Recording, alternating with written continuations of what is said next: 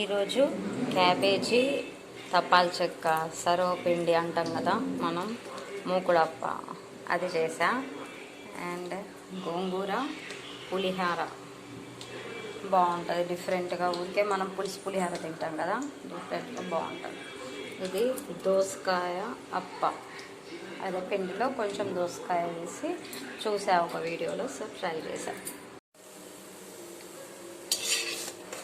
దోసకాయ రోటీ. నేను మీకు ఇంకోటి చూపెట్టబోతున్నా నేను చేసింది. అదేంటో తెలుసా?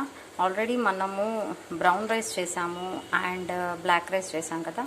ఇది వచ్చి రెడ్ రైస్ అనమాట. రెడ్ రైస్ కిచిడి అన్ని ఇంగ్రీడియంట్స్ వేసి దీంట్లో చేశాను. చాలా బాగుంది, వేడి వేడిగా. ట్రై చేయండి మీరు కూడా.